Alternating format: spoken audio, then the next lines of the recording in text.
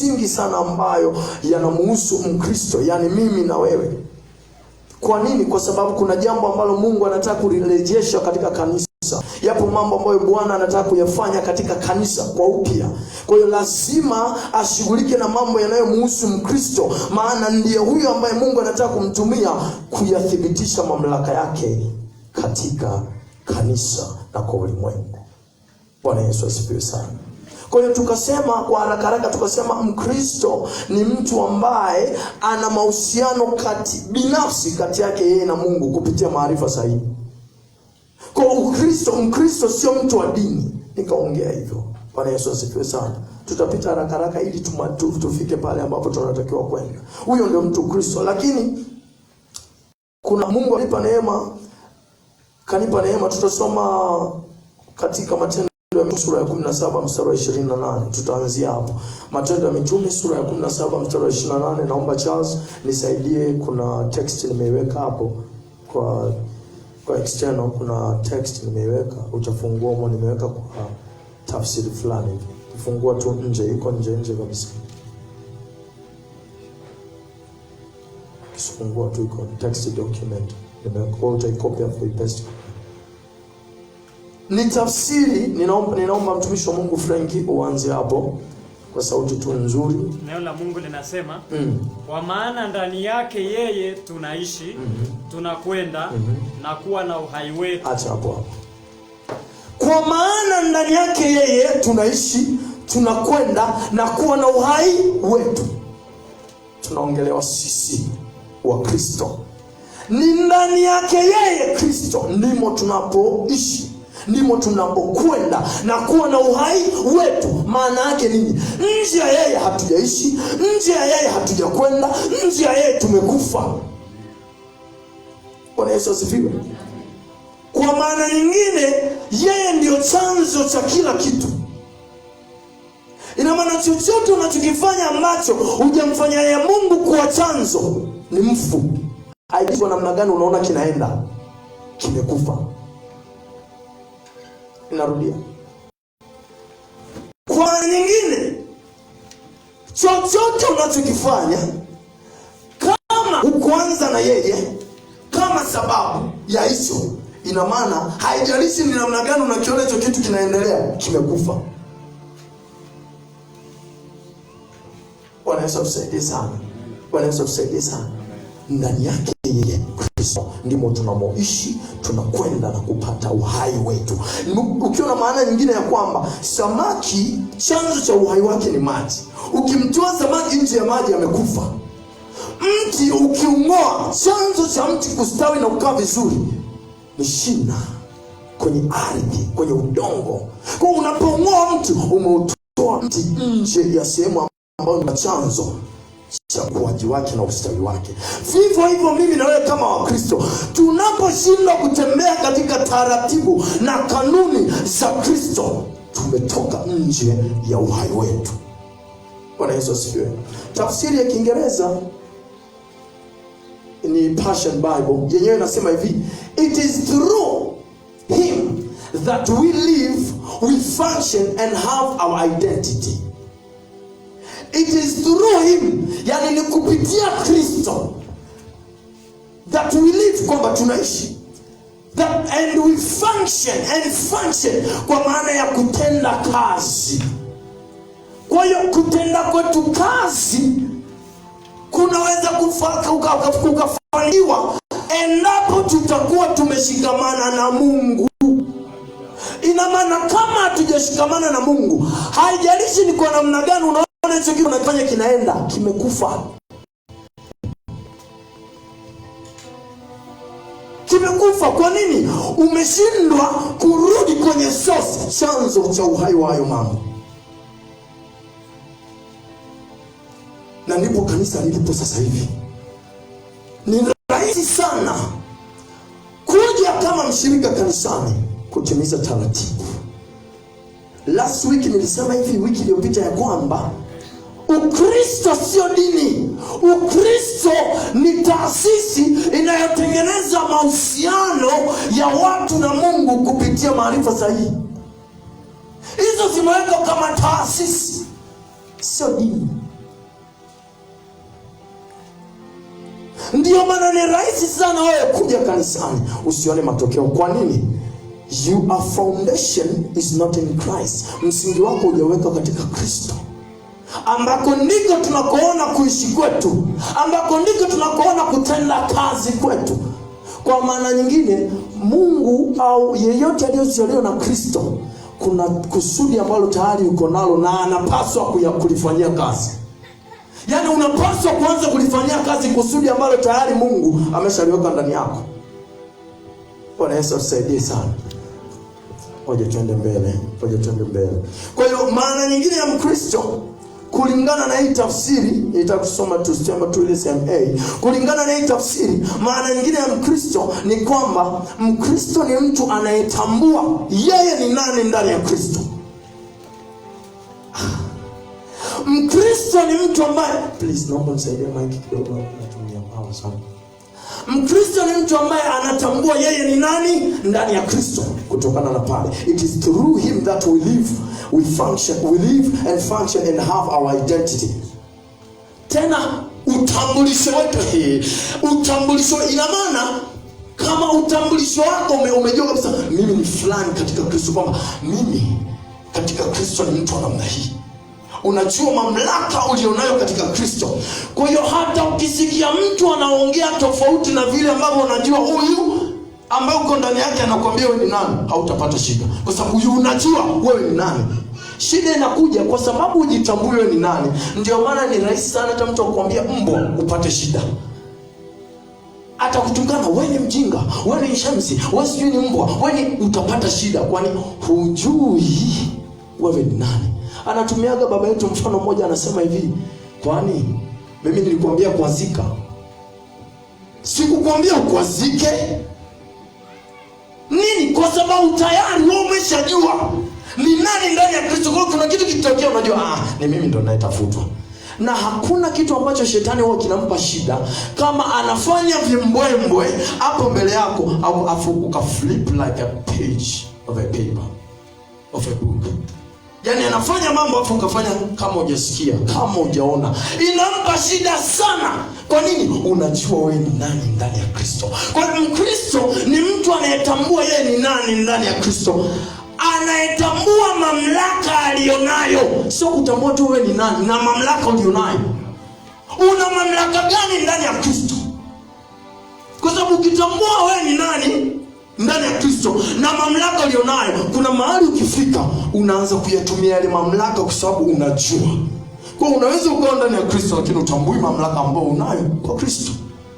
Kwa ndio maana umeokoka lakini huoni matokeo kwenye maisha yako. Kwa nini? Mamlaka na uko nayo, sio kwamba hauna. Uko nayo. Bwana Yesu asifiwe sana. Kwa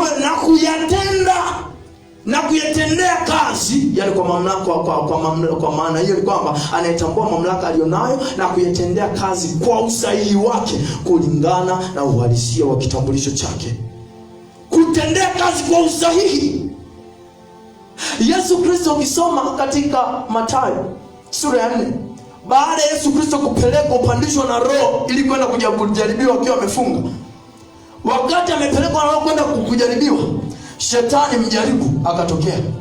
Akamwambia, kama wewe ni mwana wa Mungu, geuza jiwe kuwa mkate. Hapo mwanaume siku 40 amefunga. Yesu yani yeye uko wa muda, Yesu mamlaka tayari yako nayo. Tutaoneshana mamlaka aliyopataje. Tutaoneshana hapa. Mamlaka tayari alikuwa nayo ya kuweza kubadilisha ile. Ninaongelea kwa habari ya kutumia mamlaka kwa usahihi.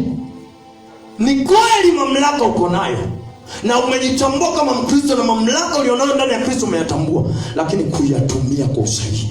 Kristo Yesu anajua kabisa yeye ni nani. Kwa hiyo haikumhitaji Shetani kumwambia, kama wewe ni mwana wa Mungu, badilisha ile jiwe kuwa mkate. Alijua, no, I'm the son of the living God. So I don't need to do this to become a son of the living God. Sihitaji kufanya, mimi tayari ni mwana wa Mungu. Sihitaji kufanya ndio nifanye mimi kuwa mwana wa Mungu. Ndio maana akamwambia, imeandikwa, mtu ataishi kwa. Pale alikuwa anayatumia mamlaka kwa usahihi. Lakini angekuwa ni Mkristo wa leo, ungetaka kuonesha, unataka uoneshe Kwa sababu tu unajua ngoja niwaoneshe kwamba hiyo kitu naitoa. Umeona hapo ndo watu wanaombea pepo maskini ya Mungu, labda wana imani iko tete hapo. Ngoja naenda mimi, ngoja niwaoneshe. Sasa nikwambie, yani hapo hujatumia mamlaka kisahihi, kwa sababu kuna kitu ambacho kimekudrive kuwaonesha kwamba I can do it. Na sio mamlaka tunayoiongelea hiyo. Bwana Yesu asifiwe sana. Kwa hiyo Mkristo ni mtu ambaye anajitambua yeye ni nani ndani ya Kristo, anatambua na mamlaka aliyonayo ndani ya Kristo na kuyatendea kazi kwa usahihi kulingana na utambulisho alionao. Bwana Yesu asifiwe sana. Bwana Yesu asifiwe sana. Tutoke hapo, tukaenda kwa habari ya mamlaka, ambako sasa ndio huko tunaelekea kwenye mamlaka. Bwana Yesu asifiwe sana. Bwana Yesu asifiwe. Tuitike, bado hatujafika kwenye hayo mambo ya kukaa kimya. Kwa tuitike. Bwana Yesu asifiwe. Mamlaka. Unapoongelea mamlaka sio nguvu. Nguvu na mamlaka ni vitu viwili tofauti. Nguvu ni uwezo wa kutenda jambo fulani. Mamlaka ni utambulisho au uhakiki wa kisheria kutumia nguvu. Bwana Yesu asifiwe. Mamlaka sio nguvu. Tuko pamoja? Andika hapo. Alafu sikia, usiwe unakuja kanisani huna kitu cha Wakristo. Ni nini shida? Ni nini shida? Unakuja kutalii kwani? Si unajua unakuja kupata maarifa ambayo yatakusaidia kama Mkristo. Umekaa kitu kwa tunapigiana story. Write down, because these things are going to help you.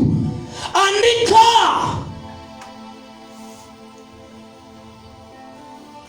Mamlaka sio nguvu. Mamlaka ni haki ya kisheria ya kutumia nguvu. Mamlaka sio nguvu. Mamlaka ni haki ya kisheria ya kutumia nguvu. Nguvu ni uwezo wa kufanya au kutenda jambo fulani. Kwa hiyo kwa mfano kama mimi hapa, ninaweza nikawa nina nguvu ya kununua labda pistol au bunduki kujilinda. Lakini hiyo pistol au bunduki ambayo nimeinunua, nilikuwa na uwezo wa kununua, kama haikuwa kisheria nitakuja kukamatwa. Kwa nini? Mamlaka hainiruhusu kuwa nayo. Kwa unaweza ukawa una nguvu, lakini huna mamlaka ya kutumia nguvu ile. Watu wa Mungu, tunaelewa kinachoendelea? Tunaelewa kinachoendelea? Amen.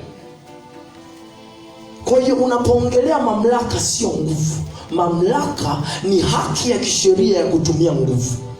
Nguvu ni uweza ambao anao mtu wa kufanya jambo fulani. Bwana Yesu asifiwe sana. Bwana Yesu asifiwe sana. Kwa hiyo unaweza ukawa na nguvu ya kufanya jambo fulani, lakini kisheria hauruhusiwi kulifanya, kwa sababu mamlaka iliyoko juu yako inayohusikana na hicho kitu haijakuruhusu kufanya. Kwa uwezi kufanya jambo lolote, ina maana moja kwa moja, ina maana wewe utashikwa. Kwa sababu hata kule utakapoenda watakuuliza ni mamlaka gani, ni nani amekuruhusu. Watadili na aliyekuruhusu. Kwa hiyo haujaruhusiwa, na yule ambaye ndio mkubwa lazima akuache mwenyewe, kwa sababu hakutoa idhini ya wewe kutumia kile kitu. Bwana Yesu tusaidie sana. Bwana Yesu tusaidie sana. Sawa. Tutakuwa na mfano fulani. Naomba mtumishi wa Mungu andika hichi kitu chini. Andika hichi kitu. Andika, nguvu bila mamlaka ni kufanya jambo bila ruhusa. Nguvu bila mamlaka ni kufanya jambo bila ruhusa. Authority, power without authority is energy without permission. Nguvu bila mamlaka ni kufanya jambo bila ruhusa.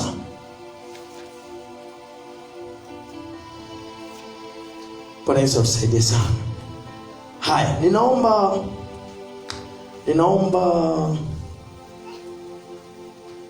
Inaomba mtumishi wa Mungu Frank unisomee Mathayo sura ya 3. Mathayo sura ya 3 anzia mstari wa 17. Mstari wa 13. Neno la Mungu linasema, wakati huo Yesu akaja kutoka Galilaya mpaka Yordani kwa Yohana ili abatizwe. Acha hapo. Yesu, tukumbuke Yesu alikuwa ni Mungu katika mwili. Yesu ni Mungu katika mwili. Kwa hiyo pale alipo ana nguvu na uwezo wa kufanya jambo lolote alilokuwa anataka kulifanya. Lakini kumbuka tuliongea ya kwamba Mungu hawezi kufanya jambo lolote duniani bila kutumsikia. Spirit has no, yani roho haina uhalali wa kutenda kazi duniani isipokuwa kupitia mwili. Kwa hiyo hata unaona mapepo, hizo roho za kishetani zinapitia watu. Ndio maana umesikia hicho, na ngoja niongee, tunaweza tukaviacha alafu vikaleta shida. Ni hivi, ukiota ndoto unafanya tendo la ndoa na mtu, unahitaji kuvunja hiyo roho, kwa sababu kwenye ulimwengu wa roho hizo ni spirit zinatafuta namna ya kujimultiply, namna ya kujizalisha. Na hao watu, sikia, sio watu wote wanaotembea duniani ni watu hivi. Hivi ulishasikia siku moja mwambia nimekuona sehemu fulani na hukua hapo, lakini mbona nimekuona sehemu fulani? Nimekuona kabisa sehemu fulani ulikuwa sehemu hukua hapo, lakini anasema nimekuwa kuna roho zimevalishwa miili kufanya kazi duniani. Na shetani ndicho, kwa sababu shetani hana uhalali wa kufanya kazi duniani bila kupitia mwili, kwa sababu shetani ni roho, Mungu ni roho. So ili aweze kutenda kazi duniani lazima apitie mwili. Bwana Yesu atusaidie sana. Bwana Yesu atusaidie sana. Sasa tunamwona Yesu Kristo yuko duniani kama Mungu mwili, akiwa na nguvu, sijasema akiwa na mamlaka, akiwa na nguvu za kutenda jambo lolote ambalo anataka kulitenda. Lakini maandiko yanatuambia, tunaelewa habari ya kuzaliwa kwake. Nataka tuende haraka maana kuna mahali tunatakiwa kufika. Maandiko yanatuambia akatoka Galilaya kwenda Yordani, anamfuata Yohana Mbatizaji. Anatoka Galilaya kwenda wapi? Yordani. Na nilikuwa najaribu kutafiti kuangalia hapo, ni kama miles 78 kutoka Galilaya kwenda Yordani, kama miles 78. Anatoka, ina maana alichokuwa anakifanya, alikuwa anafuata mamlaka. Anajua ana nguvu, lakini anajua siwezi kutumia hii nguvu nilionayo mpaka mamlaka nikasubmit chini ya mamlaka, niende nikanyenyekea chini ya ile mamlaka. Naomba nisomee Malaki 3 mstari wa 1. Malaki 3:1. Angalieni namtuma mjumbe wangu. Mungu anaongea, angalieni ninamtuma mjumbe wangu, naye ataitengeneza njia mbele yangu. Naye Bwana mnayemtafuta atalijia hekalu lake ghafla. Asante. Hapo Mungu ameshaongea kwenye Malaki 3:1 ya kwamba nimtangulize. Kwa hiyo kwa maana nyingine ni kwamba kisheria Yohana ndo alikuwa anatambulika. Na kumbuka Yohana alikuwa ana miezi 6 zaidi ya Yesu. Tayari Yohana alikuwa ni rabai, tunaita rabi, mwalimu. Na ukiangalia kwa agano agano jipya, ili uweze kuwa mwalimu lazima umefikia miaka 30 kwenda juu, ndio unaruhusiwa. Bwana Yesu asifiwe. Kwa hiyo moja kwa moja Yesu anatoka Galilaya miles 78 kutafuta mamlaka iliyo juu ili kusubmit kwayo.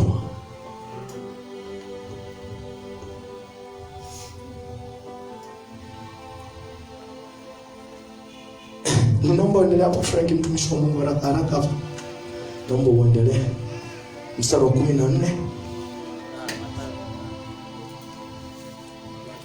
Mathayo. Lakini Yohana alitaka kumzuia akisema, mimi nahitaji kubatizwa na wewe. Angalia. Yohana ajui kama yeye ndio ana mamlaka, yule ana nguvu wakati huo. Kwa sababu Yohana ufahamu wake ni kwamba wewe ni Mungu, una uwezo wa kufanya jambo lolote unalotaka kulifanya. Iweje leo wewe ndio unataka mimi nikubali? Anashangaa Yohana, anamwambia mimi ndio ninapaswa kubatizwa na wewe. Lakini Mungu hajipingi. Mungu hajipingi kwenye mamlaka yake. Ameshatengeneza mamlaka. Maandiko yanasema God is the God of orders and principles. Mungu wetu ni Mungu wa utaratibu. Tayari alishaweka utaratibu kwamba before I go there will be someone before me. Kabla sijaenda lazima wepo mtu atakayenitangulia. Kwa hiyo kisheria Yohana alikuwa anatambulika, sio Kristo. Na ndio maana akaanza Yohana kuzaliwa, Mariamu, afu baadaye ndo Elizabeth. Tena ya Elizabeth ilikuwa ni ngumu sana. Kama unakumbuka ukisoma katika Luka 1, Zakaria anataka kupindua makusudi ya Mungu. Zakaria anataka kupindua, anaambiwa ametokewa na malaika madhabahu, kuhani ametokewa na malaika madhabahu, anaambiwa aisee, mke wako, akaanza kutoa sababu. Sijui ndio kikongeo kabisa. Mamlaka imeshuka. Wewe una nguvu tu, ila mamlaka inayohalalisha jambo fulani kutokea ndio iliyoshuka. Lakini Zakaria akawa anapingana na mamlaka. Ndicho alichokuwa anakifanya. Kwa yule mwenye mamlaka akasema I will zip up your mouth. Akafunga kinywa cha Zakaria, hakuongea mpaka mtoto alipozaliwa. Nguvu ya mamlaka. Kwa tunaona hapa Yesu anatoka Galilaya, anaenda Jordan ili abatizwe na nani? Na Yohana. Kwa hiyo tayari Yesu ameshatambua kwamba kisheria hakuna jambo lolote ninaloweza kulifanya isipokuwa nimeenda kunyenyekea kwenye ile mamlaka iniruhusu kufanya. Kwa ameenda Yesu. Yohana anamwambia mimi hapana. Wewe ndio unapaswa kuni. Bwana Yesu asifiwe sana. Kwa maana nyingine, unajua, unaona hapa kanisani kama washirika tulivyo, yapo mambo ambayo una uwezo nayo kuyafanya, lakini you cannot do them, uwezo kuyafanya isipokuwa mamlaka. Hii ndio mamlaka. Hii hapa ndio mamlaka. Kwa hiyo chochote utakachokifanya kinyume na mamlaka una wakati mgumu. Haijalishi umemchukulia kawaida kiasi gani, hiyo mamlaka anaweza asiongee, lakini mamlaka ikaongea. Kwa kuna vitu utaviona viendi, ni mamlaka imeongea. Sikia, hata wakati Mungu yuko kimya anaongea. Hata wakati Mungu yuko kimya anaongea. Na ni bora aongee kuliko kukaa kimya. Mamlaka. Kidogo umekuja hapa, unaimba, sauti inachomoka pa, ukaona nimepata nani, wamenialika sehemu fulani, huyo unachomoka. Umetoka, sikia, mamlaka. Sikia, mimi sio mjinga kutulia kila ambako ninaitwa, ninamwambia, na akisema huko sitaki, nafiata mkia, natulia. Kwa nini? Mamlaka. Ikifikia muda ambao Mungu anataka nitoke, mamlaka itatambua, maana hii mamlaka ndio itakayesema sasa ni wakati wa kufanya jambo fulani. Mamlaka. Lakini sasa hivi unaweza ukakaa mshirika huko ndani, yani ukijisikia kwamba kanisa unaama, hujui kama unatembea na shida, hujui kama unajitafutia matatizo. Kwa nini? You didn't submit yourself to the authority. Hukunyenyekea kwenye mamlaka ili kukuhalalisha kwenda kulifanya hilo jambo. Kuna siku baba aliongea hapa akasema, hii madhabahu ina kila kitu. Na nafikiri ilikuwa ni wiki ya kwanza ambayo mtumishi wa Mungu David Magufuli alikuwa anafundisha kuhusu ile habari ya kutambua nini nifanye katika majira. Hiyo siku tumekaa kama watu wa sifa na kuabudu. Mtumishi wa Mungu David amesimama anaongea na watu wa sifa na kuabudu, nimekaa pale. Nikainama. Ghafla nikaona hapa pamepasuka.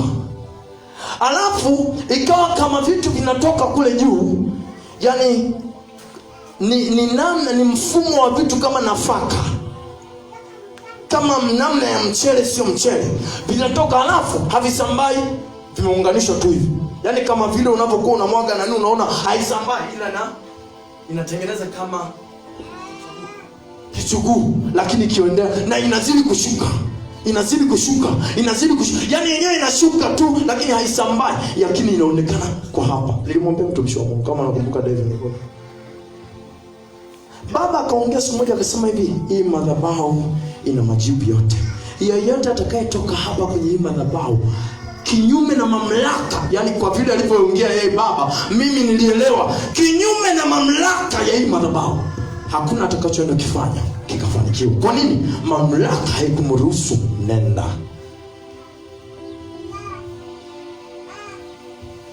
Washirika, watu wa Mungu ambao tuko pefa, Mungu amekuwa akiingia na sisi kwa namna ya ajabu sana. Kila siku anataka kuturudi, anatambua namna ambavyo kanisa hili. Sikia, kuna mtu mmoja aliniambia siku moja, alikuwa amekuja hapa kanisani. Wakati amekuja kanisani, huyo mtu alikuwa anapata shida fulani. Wakati amekuja hapa kanisani, zile spirit za kiagent zikamuondoa hapa kanisani. Zilipomuondoa hapa kanisani, alivyotoka, maana zilikuja kwa mfumo wa mbwa, lakini sio kwamba zilikuwa ni walikuja kwa mfumo wa mbwa. Kwa ghafla akatoka, akatolewa, lakini tunamuona yuko hapa. Akatolewa akaenda kule. Na wakamwambia chukua vitu fulani uende ukamnani hapa, uende ukamwage pale. Watatokea simizi ambao siafu ambao watalisambaratisha kanisa. Huyo mtu akaniambia hivi, niliwaambia mamlaka na nguvu zilizoko pale hamtaweza. Kwa sababu tayari huyo mtu alikuwa kwenye process kubwa sana ya kufunguliwa kwake. Kwa hiyo atawadhirishia mamlaka iliyoapa ni kubwa. Watu wa Mungu, Mungu anataka kulifanya kanisa hili kuwa kanisa la tofauti Arusha. Mungu anataka kanisa hili kuifanya kuwa kanisa kitovu cha kiroho. Kabla kanisa hili halijabadilishwa jina, nafikiri baba unakumbuka, Mungu alinionyesha nikaona vipi. Maana nilikuwa bado ni mgeni. Nikasema kwenda kusema ile kitu, nikatulia. Siku baba anakuja kutangaza hapa, nilimtuma, alikuwa anasoma Judicate, nakumbuka. Judicate ndo alisimama hapa akasoma kwenye karatasi ambayo niliandika siku ambayo hadi tarehe ambayo Mungu aliniambia kwa habari ya kubadilisha jina la kanisa.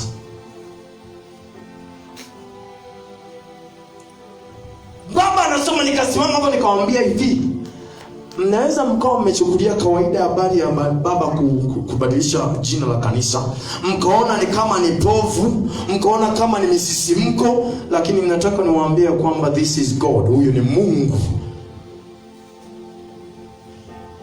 Somea Obadia 1:17. Asha no shaka. Repa yandama koshanaba.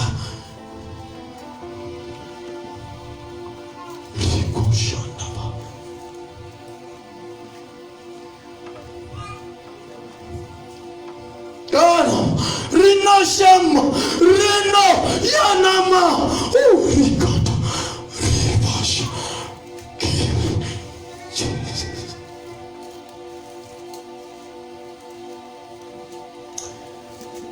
Obadia 1:17. Obadia 1:17. Neno la Mungu linasema, bali katika mlima Sayuni Sayuni watakuwako wenye kuokoka. Watakuwako wenye kuokoka. Nao utakuwa mtakatifu. Nao utakuwa mtakatifu. Na nyumba ya Yakobo watamiliki miliki zao. Na nyumba ya Yakobo watamiliki miliki zao. Bali katika nyumba ya Mlima Sayuni watakuwepo wenye kuokoka. Tafsiri ya Kiingereza haitumii kuokoka, inatumia deliverance. Deliverance kwa maana ya kufunguliwa, kwa maana ya kukombolewa. Na anasema watu wa nyumba ya Yakobo, yani Israeli, watamiliki miliki zao. Kama unakusikia Mungu anaongea hivi, masomo yaliyopita yote yalikuwa kuhusu namna gani tunaweza tukamiliki. Bali Mungu anarudi, kwa sababu huwezi ukamiliki na hauna mamlaka. Huwezi ukamiliki na umepoteza mamlaka. Watamiliki miliki zao. Kwa hiyo jina, yani kwa maana nyingine, katika mlima wa Bwana, pefa mlima Andushakaraba Reka Yantama Yeko Sandaba, katika mlima wa Bwana, yani pefa mlima wa Bwana, kutakuwepo na watu watakaofunguliwa. Na watu wa nyumba hiyo watamiliki miliki zao. Kwa nini amiliki? Kwa nini bado pefa hatumiliki? Kwa nini bado ninyi mnaonitazama mmiliki? Kuna vitu ambavyo vimetutoa kwenye mamlaka ambayo inaweza kutufanya tumiliki. Bwana Yesu atusaidie sana. Bwana Yesu atusaidie sana. Turudi pale mtumishi wa Mungu Frank kwenye Mathayo 3.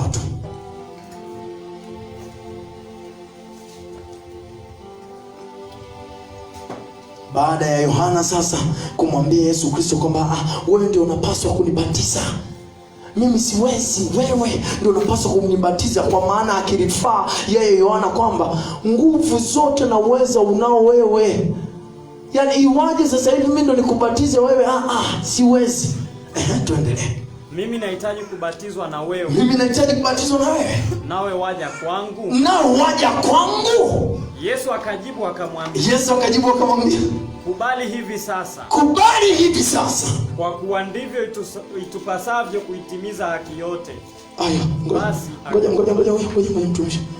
Ngoja hapo. Ngoja hapo.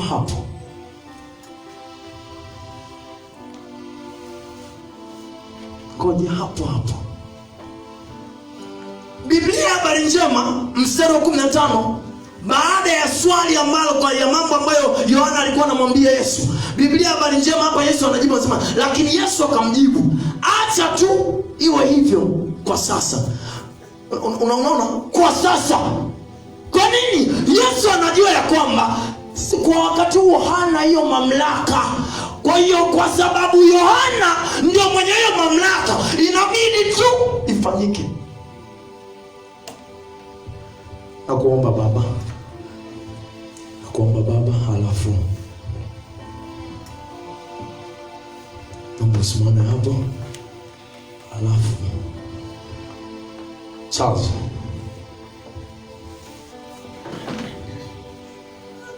Baba, huyu ni Yesu. Huyu ni Yesu. Huyu ni Yohana. Tayari huyu anaonekana miezi 6 mkubwa zaidi ya Yesu. Huyu ndiye Mungu alimuongelea katika Malaki 3:1 ya kwamba nitamtanguliza wa kutengeneza njia. Huyu. Baba, naomba upige magoti. Yohana sogea kwa hapa. Alafu Yesu. Yohana kaa hapo. Kwa hiyo huyu hapa ni Yesu. Ametoka Galilaya maili 78 kwenda kumtafuta Yohana mwenye mamlaka ili amruhusu yeye aweze kutenda ile kazi ambayo Mungu aliiweka ndani yake. Yesu hapa alipo anajua kwamba yeye ndiye atakayewaokoa wanadamu na dhambi zao. Yesu hapa alipo anajua tangu akiwa na miaka 12 ya kwamba imempasa kukaa nyumbani mwa baba yake. Yesu hapa alipo ana uwezo wa kutenda lolote anaolitaka kulitenda, lakini anatoka Galilaya maili 78 kwenda kutafuta mamlaka ya kumruhusu kufanya vile ambavyo anatakiwa kufanya. Yohana, naomba usogee. Kwa hiyo Yesu, yani unatakiwa unyenyekee kwa huyu. Kwa hiyo piga magoti ukinyenyekea kwa Yohana ili akupe mamlaka. Yohana, kaa mbele ya Yesu. Wakati huu Yohana, mshike. Yohana anapaswa kumbatiza Yesu Kristo. Kwa maana nyingine ni kwamba mamlaka inaachiliwa, au nguvu inaachiliwa, mamlaka ya kutenda kazi. Fanya kama unambatiza. Kwa hiyo hapo amebatizwa, wamemaliza. Bwana Yesu asifiwe. Bwana Yesu asifiwe. Naweza mkasimama tu hapo hapo. Baada tu ya kubatizwa, naomba usome, mtumishi wa Mungu, naomba usome baada ya ubatizo hapo. 16 anasema, naye Yesu alipokwisha kubatizwa, mara akapanda kutoka majini. Na tazama mbingu zikamrata.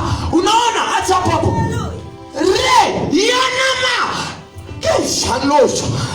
Baada ya Yesu kubatizwa, mamlaka imeachiliwa, mbingu zikafunguliwa. Mbingu ndio zinafunguka baada sasa ya Yesu kusubmit kwenye mamlaka, ndio mbingu zinafunguka. Kwa maana nyingine ni kwamba Mungu akaachilia access ya kila kitu anachotaka. Kwa hiyo sasa huyu akawa hana kazi tena, kwa sababu kile alichokifanya kilikuwa kimeisha, kimetimia, sawa sawa na Malaki 3:1. Lakini ukiendelea kusoma, unaweza tukarudi. Asante. Kwa maana nyingine Yohana amekufa. Yaani ni Yohana, wewe ni chazi. Bwana Yesu asifiwe. Bwana Yesu asifiwe. Mtumishi wa Mungu Frank, naomba tuendelee hapo. Naomba tuendelee sasa hapo. Mbingu zikafunguka, akamuona Roho wa Mungu akishuka kama hua akija juu yake. Angalia. Kwani Yesu si alipatikana kwa ni Roho Mtakatifu? Roho Mtakatifu anakujaje tena sasa hivi? Kwani na maana kama mimi nimezaliwa na mzee Eliakim Bavuma, si mimi ni mtoto wake? Sasa inakuwaje tena Roho wa Mungu aje? Na wakati alizaliwa kwa Roho wa Mungu tena aje na wakati alizaliwa kwa Roho? Tuendelee hapo mtumishi wa Mungu. Na tazama sauti kutoka mbinguni. Angalia. Sikia. Chochote nitakusumbua tu hivyo mtumishi. Chochote ambacho kama kanisa tunatakiwa kufanya kama wa Kristo. Sikia, hamna ambaye yuko hapa yuko bila maana, au Mungu hajaweka kitu ndani yake. Kila mtu aliyezaliwa na Kristo, there is a purpose in him or her. Lipo kusudi, whether you know or you don't. Uwe unajua ujue, lipo kusudi, na Mungu anatarajia utembee kwenye hilo kusudi. Lakini kutembea kwenye hilo kusudi ni kwa kusubmit kwenye mamlaka. Na ndio maana tunaona huduma nyingi zinainuka zinakufa. Kwa nini? Zimesahau mamlaka. Huduma nyingi unainuka, unafanya hivi, lakini kwa sababu, sikia, mimi huwa naongeaga na Mungu anisaidie. Bwana Yesu, ninaomba unisaidie sana. Ninajua sio rahisi. Nisaidie. Shina lolote la pride, kiburi ndani yangu, ngoa. Sikia. Na ndio maana unakuta mtu unainuka unafanya. Sikia, hata nije nifanye, aliongea siku moja anasema hivi, mamlaka ndio ilikuwa inaongea ikasema hivi, hata uombe ukashusha bati chini, mimi ndio mtu. Yaani ni mamlaka ndio ilikuwa inaongea, sio Noeli. Mamlaka ndio ilikuwa inaongea baada ya kuona kuna vitu vinafanyika isivyo. Ni namna gani unataka Mungu aongee na wewe uelewe? Paka mamlaka inatangaza hivi, jamani ni kubaya. Yaani ukiona sehemu baba anasema mimi ndio baba humu ndani, ujue tayari kuna shida kubwa sana. Kuna mlipuko mkubwa utakuja kutokea, watu hawataamini. Kwa nini? Mamlaka imebidi isimame. Ndio maana maandiko yanasema hivi, wives submit to your husbands. Husbands, love your wife. Wanawake mliambiwa muheshimu. Kuheshimu nini? Kuheshimu na kutii. Na maana ni mamlaka, kwa sababu katika kila kichwa cha mwanaume ni Kristo. Kwa hiyo unaongelea mamlaka. Na ndio maana ndoa nyingi zinaleta shida, kwa sababu wanawake wameshindwa kutii mamlaka. Kwa hiyo mamlaka inataka kutumia nguvu na uwezo wake wote kuhakikisha unatii. Tunaweza tukachukulia, sikia, ni vizuri sana kuwa na maarifa sahihi kokote unapokuwa, ili upate matokeo sahihi. Mungu, yani haikuandikwa tu hivyo tusome, tunaongeaga tu kawaida. Wanawake watiini waume zenu, na waume wapendeni wake zenu. Tunachukulia kawaida. Kutii ni kusubmit. Tunaona Yesu anatoka maili 78 Galilaya kwenda kumtafuta mwenye mamlaka ya kumruhusu kufanya jambo fulani. Lakini leo unaweza ukafanya mambo na mume wako ajui, alafu unategemea akijua akuache. Na unakuja kwa mchungaji, baba, yani ndoa yangu ni moto unawaka. Sema ni moto nimeuasha. Kwa nini? Kwa sababu sikia, mimi ninachotambua ni hivi. Ninachotambua ni hivi. Wanaume, Mungu ameshatutengenezea moja kwa moja, tunahitaji heshima. Yaani hilo ni hitaji la msingi. Kwa hiyo akilikosa atalitafuta kwa lazima, kwa sababu anataka aonekane ni nani? Ni mwanaume. Sasa ndio pale ambapo unakuta kwa Mungu, kwa sababu inashindikana, ndio unakuta inaingia ile hasira ya Mungu, ghadhabu ya Mungu. Kwa nini? Wanadamu tumeshindwa kutii ile mamlaka. Bwana Yesu tusaidie sana. Kwa hiyo tunamwona Yesu, sauti sasa inatoka mbinguni. Ina maana, kwa maana nyingine, kama kuna jambo lolote ambalo mimi Mungu amenipa karama fulani au huduma fulani, ni lazima nimshirikishe baba aniambie na mimi kuna ongea yake tu akiongea. Unasikia ni hivi, you've got to understand your dad. Lazima umuelewe babako, lazima umuelewe mzazi wako. Kuna namna akiongea unajua alizitakiwa kulifanya. Anaweza asije direct, kwa sababu anataka kuangalia ninaelea lijitu linalokuwa au liko hapo. Kwa sikia nikwambie, I'm so lucky to have a dad like him. Kumpata baba wa kiroho kama yeye, nina bahati. Kwa hiyo sauti, mbingu zinafunguka, sauti inatoka mbinguni. Hapo sikia, hiyo sauti haiongei na Yesu. Hiyo sauti haiongei na Yesu tena, inaongea na watu kuambia kuhusu Yesu. Tumishi, naomba usome hapo. Natazama sauti kutoka mbinguni ikisema, huyu ni mwanangu mpendwa, ninayependezwa naye. Sikia, sauti haikuwa inaongea na Yesu. Sauti ilikuwa inaongea na watu. Kwa maana nyingine, ukisubmit kwenye authority, kibali, huhitaji kuweka matangazo ili watu kukubali. sauti inafunguka mbinguni, inaongea kuhusu wewe.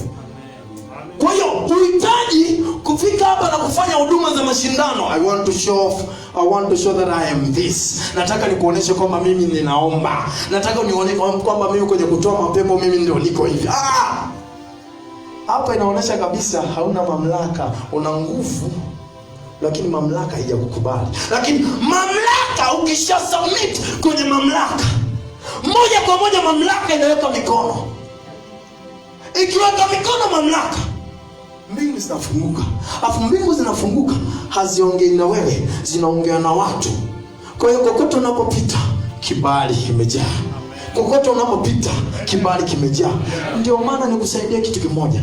Ukisikia watu wanaongea chochote kuhusu wewe, usiwe mtu wa kujitetea. Achia mamlaka. Let the authority do the talk. Allow the authority do the talk for you. Acha mamlaka iongee kwa niaba yako. Usiongee. Na ndio maana kuna muda unashangaa, yaani watu wanafanya mbwe zote wanaona bado unaendelea. Wanapata shida, mamlaka inawahudumia.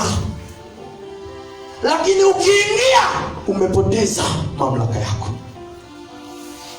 Baada tu ya Yesu kusubmit kwenye mamlaka, mbingu inafunguka. Mbingu inafunguka. Ina maana unaambiwa umepata access ya kufanya lolote utakalolitaka freely, kwa uhuru pita. Alafu mbingu inapofunguka anasema, huyu ndio mwanangu mpendwa ninayependezwa naye. Haiongei na huyo mwanae, inaongea na wale kumwambia huyu ni nani. Kwa hiyo watu wakiongea, kwa sababu umejitambua ni nani katika Kristo kama Mkristo, watu wakati wanaongea, tulia, maana unajua ni nani katika Kristo. Mamlaka itasimama, itakutambulisha wewe ni nani kwao, sio utakayejitambulisha. Kuna naitwa nabii, mtume, na tena za chief, yani ameshaweka huko ndani na chief, the chief prophet, chief apostle. Who told you that you are a chief apostle? Who authorized you to call yourself that way? Nani amekupa mamlaka ya kujiita? Sikia, ukiwa na mamlaka hujiiti, unaitwa. We didn't get that. Hatujapata. Ukiwa na mamlaka hujiiti, unaitwa. Kwa nini? Mbingu inafunguka, inakuintroduce. Kwa hiyo mbingu ninawaambia watu huyu ni fulani, ila hujasema.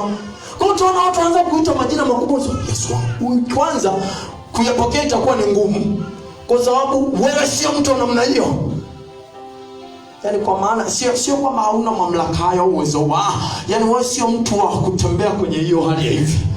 Kwa hiyo wakati wanaita majina unashuka sema, Bwana Yesu, ni nini? Unatafuta sehemu ya kupitia. Lakini ni kwa sababu mbingu imefunguka, imewaambia wewe ni nani. Ukijifungua na kusimama ukamwambia Mungu, nataka nisubmit kwako, mbingu inafunguka kwa ajili ya ndoa yako. Mbingu inafunguka kwa ajili ya mke wako. Mbingu inafunguka kwa ajili ya mume wako. Mbingu inafunguka kwa ajili ya uchumi wako. Mbingu inafunguka kwa ajili ya afya yako. Why? Kwa sababu wewe ulishaangalia ni mamlaka.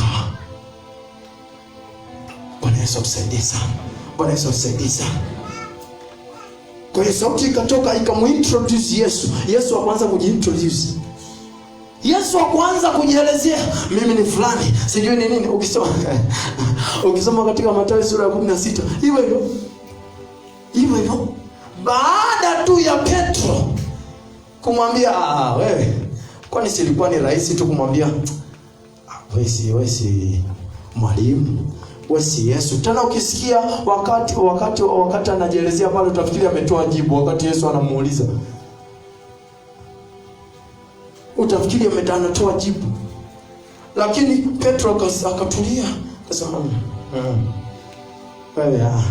wewe ni mwana wa Mungu aliye hai. Akamwambia, wait a minute. Subiri. Huyu sio wewe. Baba yangu wa mbinguni. Baada ya kufunuliwa hayo akabadilishwa na jina. Yaani kuna mambo ukishakaa kwenye mamlaka ukayatambua, Mungu anakubadilishia na jina automatic, hujibadilishi, yeye ndo analibadilisha. Bwana Yesu asifiwe. Bwana Yesu asifiwe. Kwa tukaona hiyo sauti ikatoka hivyo. Haya, sauti ikatoka mbinguni ngoja, the spirit comes upon him and this. Kwa maana nyingine kuna kitu kingine niliandika hapo. Kuna mafuta, yani hata kama unaona kama sasa hivi labda mtumishi wa Mungu, mtumishi wa Mungu Frank tayari Mungu ameshaachilia vitu vya ajabu vikubwa ndani yake, anaendelea kufanya. There is anointing of submission. Kuna yale mafuta ya unyenyekevu, mafuta ya kutii mamlaka. Bado akiyapakwa yale mafuta ya kutii mamlaka, utaona tu hiyo speed anayotembea nayo. Kwa nini? Mafuta ya kutii mamlaka. Yesu tayari ana nguvu wakati huo, na anajua kabisa nimekuja kuukomboa ulimwengu. Kwa maana hiyo alikuwa na uwezo wa kuendelea na kazi yake, lakini akaenda kutii mamlaka, kwa sababu mamlaka iliyo juu ilikuwa imeshatanguliza mtu ambaye ndio atakayemuauthorize, atakayemruhusu Yesu Kristo kuendelea kufanya yale anayotakiwa kuyafanya. Bwana Yesu asifiwe. Bwana Yesu asifiwe sana. Haya, baada ya hapo taenda tu ukiendelea kusoma tu hapo, lakini baada ya hapo Roho Mtakatifu anamchukua sasa Yesu Kristo, anampeleka kwenda kujaribiwa. Baada ya hapo, kwa nini amchukue Yesu? Roho Mtakatifu amchukue Yesu baada ya Yesu kubatizwa. Kwa sababu kabla hajabatizwa Yesu asingeweza kustahimili yale majaribu. Kwa sababu kabla ya kubatizwa kwake ilikuwa ni kujiachilia kwenye mamlaka. Kwa maana nyingine ni ile mamlaka kumruhusu ile nguvu aliyonayo kulifanyia kazi. Kwa hiyo Yesu Kristo baada ya kubatizwa, Roho Mtakatifu anamchukua. Guy, let's go up there. You need to be tested. Sio twende, lazima ujaribiwe. Kachukuliwa kapandishwa mlimani. Anafika kule, shetani anatokea. Ndio anamwambia katika Mathayo 4:1. Ndio anamwambia, kama ni mwana wa Mungu geuza. Kwa maana nyingine, wakati huo kumbuka, Yohana yuko wapi? Gerezani. Yohana yuko gerezani, ile mamlaka haipote. Kwa nini? Aliwekwa kwa kipindi kuachilia ile mamlaka kwa mtu mhusika. Kwa hiyo baada ya kuitoa mamlaka akabariki na nguvu, lakini hana uhalali wa kuitumia mamlaka ya kutumia ile nguvu. Kwa anabaki na nguvu, lakini hana uhalali wa kuitumia ile nguvu, kwa sababu tayari ameshaachilia mamlaka kwa mhusika. Kwa hiyo mhusika ambaye ndo alikuwa ameenda kushughulika na ile mambo yote tayari ameshachukua mamlaka, amuondoke. Anatuma, mwambieni tumsubiri mwingine au ni yeye anayekuja. Ninaomba ufungue Mathayo 11:1-5. Nataka twende taratibu. Niliwaambia leo I'm not going to shout so much. No. Kuna vitu Mungu anataka kwanza atutoboe, afungue masikio tuelewe. Alafu tukiingia kwenye yale mambo tayari ufahamu wako umeshaelewa kwamba I've been messing up in these areas. Nimekuwa nikichanganya kwenye hivi vitu. Tuendelee mtumishi wa Mungu. Mathayo 11:1-5. Ikawa Yesu alipokwisha kuagiza wanafunzi wake 12. Ikawa Yesu alipokwisha kuagiza wanafunzi wake 12. Alitoka huko kwenda kufundisha na kuhubiri katika miji. Alitoka huko kwenda kufundisha na kuhubiri katika miji yao. Naye Yohana aliposikia huko gerezani matendo yake Kristo, alituma wanafunzi wake kumuuliza, wewe ndiwe yule ajaye au tumtazamie mwingine? Angalia hapo. Yesu alienda akachukua ile mamlaka. Alikuwa na uwezo, alikuwa na nguvu ya kufanya vile vitu, lakini hana mamlaka. Kisheria atambuliki. Anayetambulika ni Yohana. Yesu akachukua mamlaka, akaenda sasa kufanya. Yohana yuko gerezani, anasikia ile mamlaka uliyoiachilia imeanza kufanya kazi. Imeanza kufanya nini? Kazi. Anamwambia, naombeni muulize kwamba vipi, anakuja yeye au tumsubiri? Yesu akajibu akawaambia. Yesu akajibu, anawaambia wale waliotumwa sasa. Nendeni mkamweleze Yohana mnayoyasikia na kuyaona. Mweleze Yohana mnayoyasikia na kuyaona. Vipofu wanapata kuona. Vipofu wanapata kuona. Viwete wanakwenda. Wenye ukoma wanatakaswa. Acha hapo. Yohana yeye anategemea mtu aje kumuokoa. Huyo mtu anamwambia vitu vinavyotendeka huko. Sikia. Haijalishi ni kwa namna gani unaona Biblia ni ngumu. Wakati mimi nimeokoka 2008, bado ni tete. Nikiwa chuo 2015, bado ni tete. Kukawepo na watu ambao walikuwa ni msaada, wakanisaidia. Huyo ndugu, kuna ndugu nilikuwa wanajua maandiko mpaka kero. Yaani wanatamka.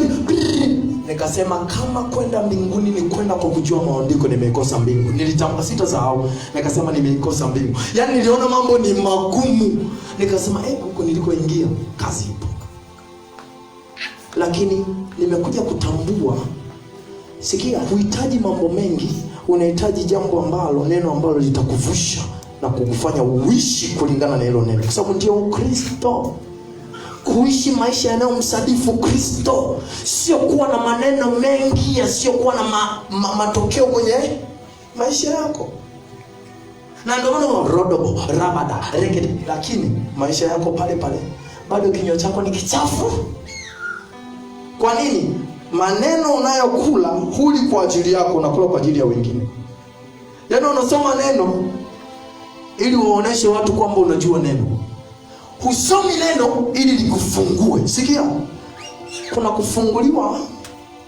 Hicho ni kitu Mungu alinipa, kwamba namna ya kufunguliwa, kwamba kuna kufunguliwa kwa maombi, kuna kufunguliwa kwa matamko, kuna kufunguliwa kwa neno.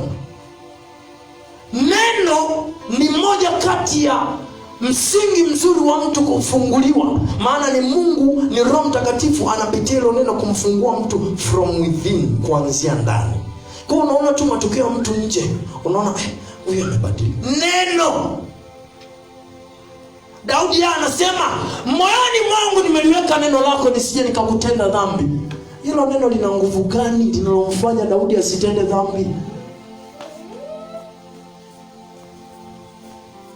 Bwana Yesu tusaidie sana. Bwana Yesu tusaidie sana. Kwa hiyo tunamwona hapa Yesu. Hapa Yesu amepelekwa, ameamini, Yohana ameshafungwa gerezani. Na ukifuatilia moja kwa moja hapo, Yohana alikuja tu akafa kawaida tu. Yesu akwenda, Yohana alikufa. Alikatwa kichwa, kama mnakumbuka, alikatwa kichwa. Mamlaka imeshapotea. Yeye aliwekwa kwa ajili ya mtu mwingine, kwamba atengeneze mapito, anyoshe mapito, amwandae mtu fulani. Bwana Yesu asifiwe. Tunaona Yohana anakufa. Bwana Yesu asifiwe sana.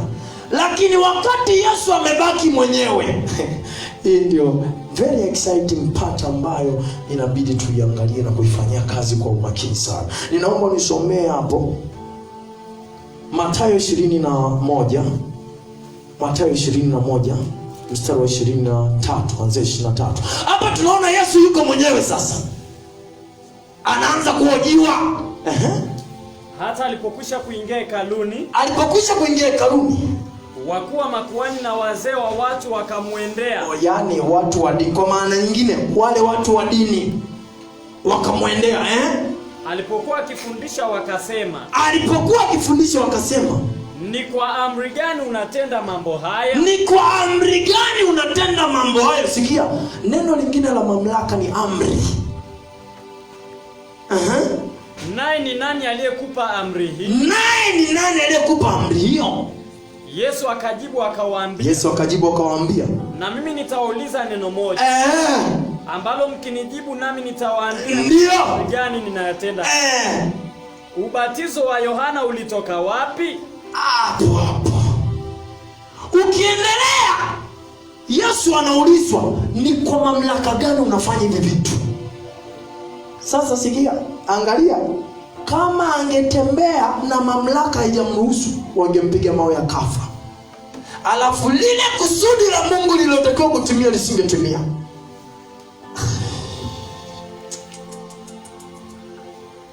Yohana amekufa, Yesu amebaki mwenyewe. Jesus was left alone. He was alone. Asked. Anaulizwa sasa na mapriest, makuhani, ni kwa mamlaka gani unafanya mambo hayo? Akasema angekuwa ni Mkristo wa leo, mimi Mungu Bwana amenipaka mafuta, nipo na mafuta tayari yameachiliwa juu yangu. Ni Bwana Mungu mwenyewe ndio amenipaka hayo mafuta, na nipo kuhakikisha mkifunguliwa. Yesu, he didn't do what was expected. Hakufanya kile kilichokuwa kinatarajiwa na wengi. Yesu akasema, nitawauliza, mkinijibu na mimi nitawaambia. Kaambia Yohana Mbatizaji alisikia. Kuna mambo mengine mtu akishafanya ikaleta matokeo kwako ukaenda kutenda, rifaa kwa yule aliyekuwa msaada akakusaidia kuleta yale matokeo. Sasa hivi kokote ninakokwenda, sikia, siwezi nikaacha kutambua watu ambao Mungu aliwatumia kuwa matokeo, leta matokeo kwenye maisha yangu ya kile kitu ambacho nafanya.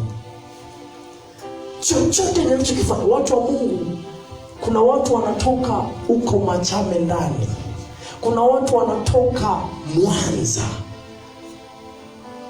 wanakuja kumtafuta tena mtumishi Bavuma, mtumishi Joshua. Akamwambia sio Bavuma. Ndio vipi, nakumbuka nilikwambia sio Bavuma, ninaitwa Joshua. Mara ya kwanza naongea na Ludovic, nilikuwa kwenye maombi nyumbani, ninaongea naye, halo. Nikamuuliza Mary ni nani? Akaja tayari wenge chap. Mary nikamwambia tutaongea baadaye. Watu wanasikia, ninajua hivi vyote, sikuja navyo hapa Befa. Baba ndio aliyekuwa sababu. Kwa hiyo mimi kujiachilia kwenye hii mamlaka imefungua na vitu ambavyo sikuwaza kwamba ningeweza kuvifanya. Sikia, mimi sikujiwaga kama ningeweza kuvifanya vitu ninavyofanya sasa hivi, lakini kwa sababu nilichojua tu, namshukuru Mungu, kuna kitu kinaitwa discernment spirit, roho ya utambuzi. Hicho ndio Mungu alichonipa. Ndio maana tangu nikiwa chuo nikasema nina uwezo wa kusali kanisa lolote, nina uwezo wa kuingia kwenye sifa na kuabudu kikundi chochote, lakini kwa ajili ya kile ambacho Mungu ameweka ndani yangu sitaingia kila kanisa. Nikakaa karibia mwaka mzima sijaingia kanisani. Kumbe ni Mungu ananichannel sehemu sahihi ambayo vile vitu vilivyoko ndani vitatumika na kuleta matokeo. Kwa hiyo ni laana kokote chochote kinapotokea. Nikasema ni Mungu. Ni kweli ni Mungu, lakini yupo mtu aliyetumika. Kuna watu wengine hapa, watu wamekuwa wakiwasaidia sana kwenye mambo yenu, lakini sasa hivi ndio mwageukia, mnaongea maovu, mnaongea maneno ya uchungu, mnawaumiza mioyo, lakini ndio hao ambao wamekuwa sababu ya wewe kuwa leo. Kuna sehemu ambapo ulifushwa na wao, lakini umeona hawana maana, unajifanya kama umepotezea. Yesu Kristo anaulizwa, unafanya jambo hili kwa mamlaka ya nani? Hakusema umeje, kwani unafikiri alikuwa hajui? Si alikuwa anajua source, chanzo cha mamlaka hili ni nani? Lakini akarudi, alafu kwa namna yani hakutaka kusema ninamshukuru sana Yohana. Alikuja kwa namna yake, lakini kwa maana nyingine alikuwa anasema, if it hadn't been for John, it could have not been like this. Kama isingekuwa Yohana, isingalikuwa kama hivi. Ndicho alichokuwa anajaribu kuongea. To refer to the source of who you are. Kurudi kule kwa ambako ndiko chanzo cha kilichokufanya wewe uwe ulivyo. Ndicho alichokifanya. Bwana Yesu asifiwe sana. Bwana Yesu asifiwe sana.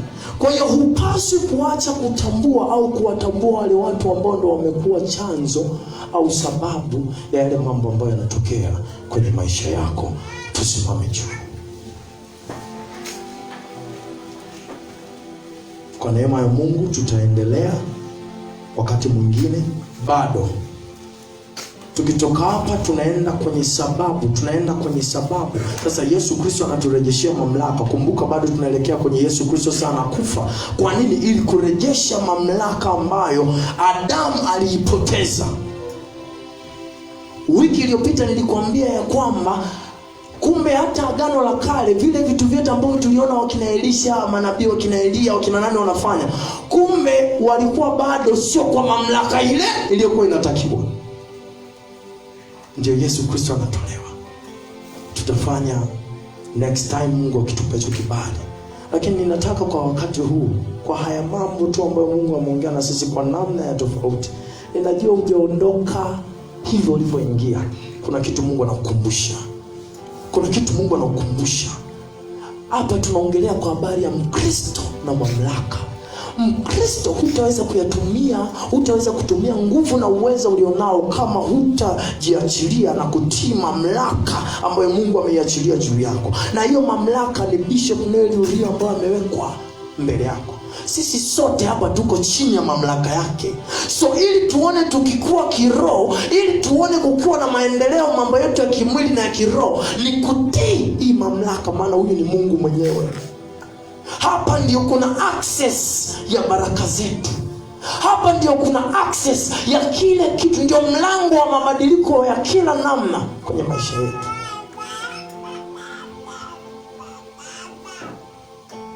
Baba, naomba nikukumbushe. Baba, nibarikiwe jina lako. Asante kwa ajili ya mwanao. Asante kwa ajili ya kile ambacho uliweka ndani yake.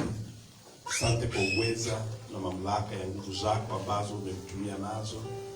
Zidi kumuinua zaidi na kufanyika nguvu na neema juu ya maisha yake katika jina la Yesu.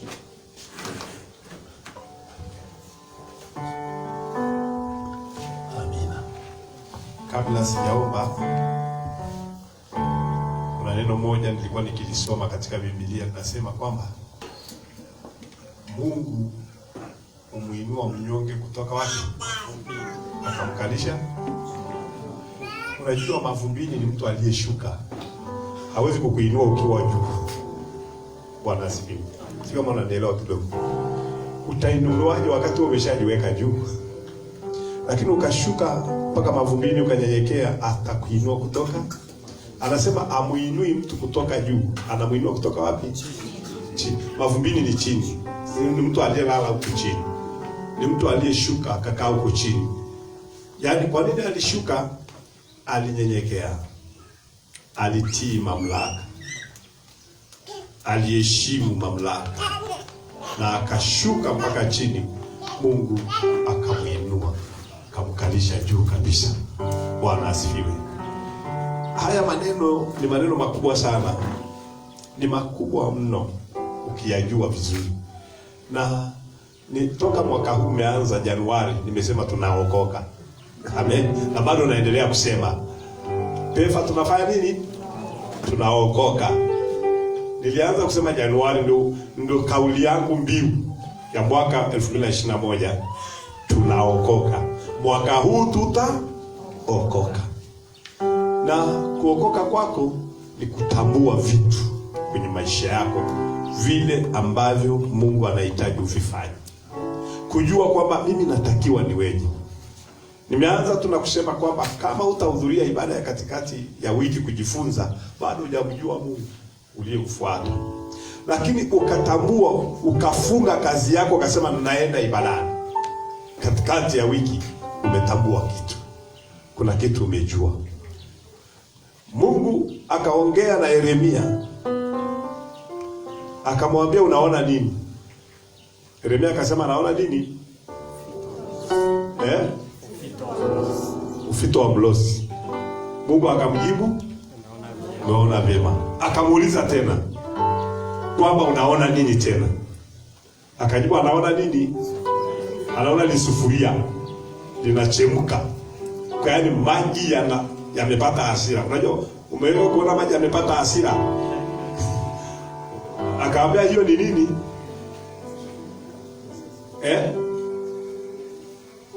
Kuna Bwana akamwambia toka kaskazini mabaya yatatokea. Yaani kuna jamaa wanakuja na mabaya huko. Endelea. Na kuwapata watu wote wakao katika nchi hii. Yaani kuna ubaya unakuja. Kuna ubaya unakuja kutoka kaskazini. Na ubaya utapata watu walioko katika nchi. Bwana asifiwe. Na hii kuna kitu kinatakiwa kufanyika ili hayo mabaya yasikuje. Ya wala yasitushinde. Mabaya yatakuja lakini yasitushinde. Bwana asifiwe. Mabaya yatakuja lakini hayatatushinda. Ule mwaka ambao corona ilikuwa inakaribia kuja, mimi Mungu anionyesha tofauti tu. Akaniambia mimi niliona wizara za vizazi na vifo. Huyu wa vifo anauliza, wewe utatoa hesabu namna gani? Hesabu yako utaleta vifo wafu wangapi utawatoa? Utatoa hesabu ya wafu, yaani vifo vinaulizwa, utatoa hesabu gani? Na walitoa hesabu. Si hesabu zinatolewa duniani. Dunia inataka utoe hesabu ya vifo vilivyotokea. Sio bwana, naelewa. Lakini ashukuriwe Mungu mwenye nguvu na mwenye mamlaka, PEFA hatujazika mtu wa corona. Bwana hatujazika mtu wa corona sisi. Mimi sijawahi kuzika. Hapo anasifiwe sana. Lakini si hesabu zinatakiwa kutolewa. Tanzania ndio imekataa kutoa hesabu. Tanzania imefanya ikasema tutasimama na Mungu. Kwa sababu Mungu alionyesha mapema.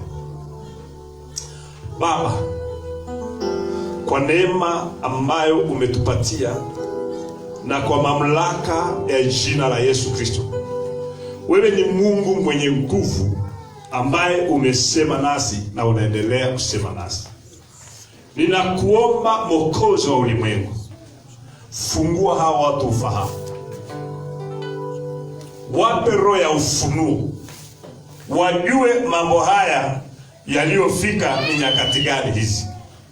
Wape kutambua nyakati na majira, wajue kwamba haya ni majira gani katika PEFA Mlima wa Bwana. Ni saa ya kupokea nini na ya kuacha nini. Ni saa ya kuheshimu nini na kutokuheshimu nini. Ni saa ya kutii, ni saa ya kunyenyekea. Ni saa ya kutafuta kutoka Mungu. Tupe roho ya ufunuo na ya kutambua na hekima yako ya kutambua nyakati na majira. Achilia roho ya maombi, achilia moyo wa imani, achilia neno lako, achilia mamlaka yako juu ya maisha yetu. Ukasimame katika uweza na nguvu zitokazo juu mbinguni, na ukatende matendo makuu na ya ajabu katika kanisa lako la PEFA Tanzania, na kuanzia PEFA Mlima wa Bwana. Nuru ikang'ae na ikaende mbali, ikimulika kwa namna ya pekee na ya ajabu. Baba, inua watumishi wako, inua wanao wanaonyenyekea kutoka chini, ukawainue waketishe sehemu ya juu, na ukafanyike baraka na neema. Kila mmoja ukasimame naye kwa namna ya tofauti na ya pekee, katika jina la Yesu. Amen. Tukae kidogo dakika moja tu.